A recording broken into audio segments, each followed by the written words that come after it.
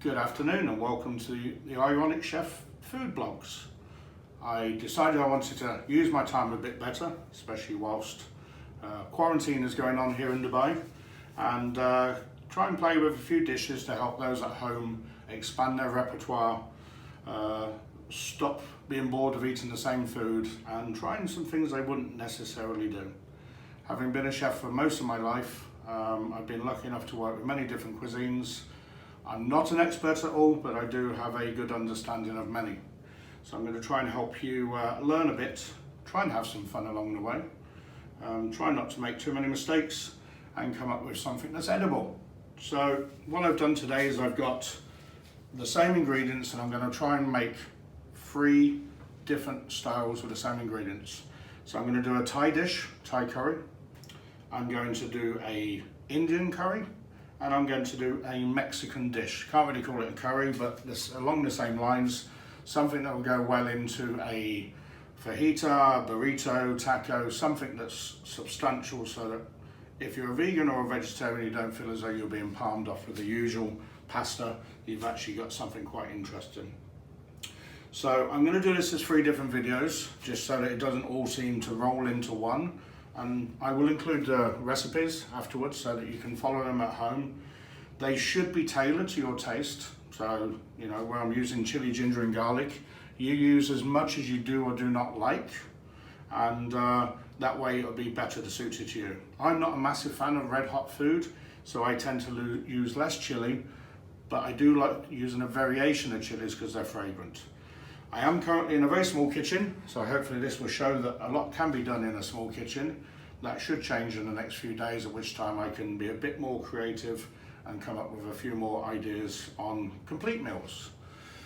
I'm also speaking to a few companies, meat company and a few others, trying to do some tie-ups to help you find better suppliers for products, places where you can go and find things that maybe you find back in the UK or outside of the Middle East, in terms of quality of meats and so on, just to help you get better flavour food. So I'm going to get started. We're going to start with the Indian curry first. Like with every good curry, so I'm going to add into this fresh garlic. I love it. I use a lot, probably too much, but it's just one of those things for me that really brings out the flavour of whatever it is. I'm also using fresh ginger, not too much. I mean, a lot of the time you'll use dry ginger when making curries. I personally prefer using fresh. In addition to this, although I will use some dry spice as well, I like to put a little bit of fresh chili going through it. As I said, I'm not huge on spice. My palate is getting better, but I'm still somewhat limited to how hot things go. So whatever I cook tends to be no more than a medium spice, I suppose. I'm going to let that cook down a little bit. It doesn't need to cook out too much because as everything involved keeps cooking, the spices will keep cooking. I'm now going to put into this cauliflower. It's something I've started to use in the last couple of years, especially in this method where it's pan seared, relatively dry pan. It brings out a nuttiness, and I like that cauliflower, although it does come apart and break up a little bit, it tends to maintain its structure. Because I want to get some body into the curry, I'm using sweet potato. Again, this has been seared in a pan earlier. If you're making this dish, you can do the items one by one, and when I put the recipe up afterwards, you'll be able to see that it's possible in which order to do the ingredients. Let's give that a little stir around. This is a relatively quick curries because I've pre-done the items. And if you are on a tight time scale at work all week, there's no reason why you can't have ingredients individually in your fridge ready to go. And then just put them together depending on what it is. Tonight you want Mexican, tomorrow you want Indian. As long as you have the spices or the rubs, the mixes, a lot of store-bought pastes and purees are just as good. I prefer to make my own fresh ones, of course. Just moving that around. I can smell the chili, the garlic, the ginger starting to come out. These are chestnut mushrooms. I use these just because they're a little bit nuttier. And what I've done with all of these ingredients by pan searing them is I'm bringing out the sweetness, so they are a bit nutty. You'll get what I mean when you actually cook the items, as opposed to just putting them in uncooked or raw. Now at this stage, I want to get the spices in. So I'm going to go with 1 teaspoon, relatively flat, of garam masala, 1 teaspoon of ground coriander, and 1 teaspoon of ground cumin. Now I know that garam masala holds most of these spices anyway. Again, I like to make it a little bit more fragrant. When you play around with the spices, you find the ones that you like most of all. I definitely like the coriander and the cumin coming through a little bit stronger than what you would get on a normal curry. I can smell those spices very much toasting now. I'll keep this moving. The idea is, with this being a relatively quick curry, is to make sure that the vegetables don't break down too much. A typical curry, everything's softer. This, for me, because it's predominantly for vegans and vegetarians, they want a bit of bite to the vegetable. It should have some structure. Spices are really coming through now. We will add to this, obviously, 2 very important ingredients, salt and pepper. I know that people are very sensitive to salt these days, but unfortunately, working in professional kitchens, it is impossible for me to eat something unless it has the right amount of salt and pepper in it. Again, pepper is something I didn't really use too much of up until about 2-3 years ago. I suppose I've learnt to understand spices and how even pepper influences the flavours that you're doing. The spices are nearly cooked out, and at this stage normally you start putting the other stuff in and then cooking it, because we've got meat in there, you want to cook the vegetables out. Because these vegetables are already slightly cooked and I want to maintain the structure, I'm not going to cook it for too long. So at this stage I'm going to take a tomato pulp, chopped tomatoes.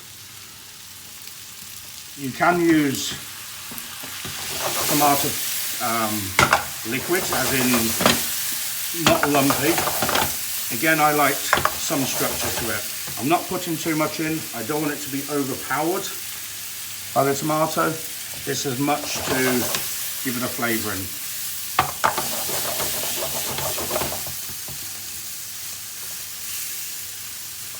We're going to carry on cooking this out for a minute or 2. Obviously, like with all food, it's important to taste and make sure things are cooked through.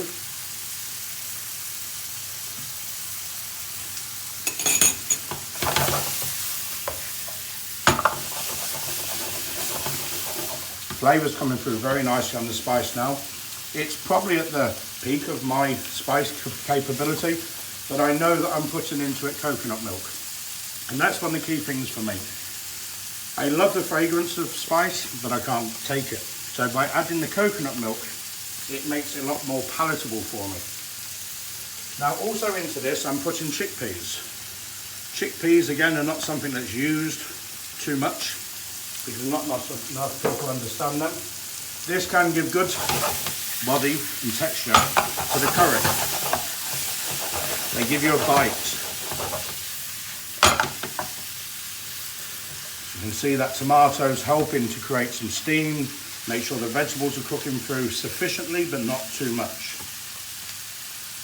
I'm now going to add the coconut milk, and this is not drowning the curry, it's to bring it together. And you can see not too much in there. It will help mellow the spice sufficiently but not too much. I mean, you can add more to it. I would say that's enough. I wouldn't want to add too much more. And of course, that is going to reduce down just a little bit. Again, taste a little bit more. I can smell that coconut coming out.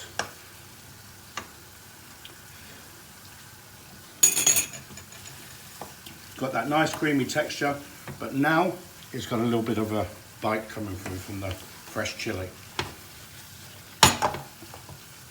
We're nearly there now, so what I'm going to do is I'm going to add a few final ingredients. I'm going to add fresh cherry tomatoes, just cut in half, very simple. They don't need to break down, it's nice again to have that bit of bite coming from them. I'm going to add some spring onion to give that fresh oniony zest, not too much, but just enough. I'm going to add some freshly chopped coriander. Now what I have done here is I've chopped it with the stalks. A lot of people pick the leaves off and throw away the stalks. That for me doesn't make sense because so much of the flavour is actually in the stalks. So I've always left them in. It just brings so much more flavour to it.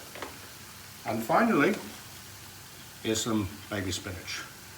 If there's any leaves that are no good, put them to one side.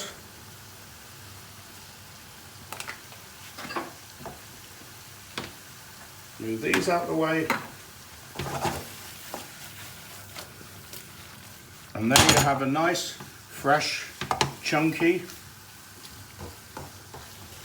vegetable and coconut milk curry from India. I know most people don't eat, or lots of people don't eat coconut curries from India, but it's something I've had a few of recently and it's really changed my taste for curries. It's very enjoyable. Plating this up, you can see it's got that nice chunky look to it. This will easily do 1 to 2 portions as a main curry. If I was going to leave it like that, obviously for vegans, great. You can add to that some more, some yogurt if you chose to. You could add raita, obviously cucumber yogurt, or even to take it to a normal dish with meat or fish, simply cook a bit of fish separately, put it on top. You can flake it through the meat, through the curry, cook a steak, whatever you want. This is so, you can make so many different dishes with it, there's no limit. The main thing is you've got nice crispy vegetables there, fresh, vibrant curry. Okay, great, give me 2 minutes, I'm just going to clean up and then I will get started on the next curry.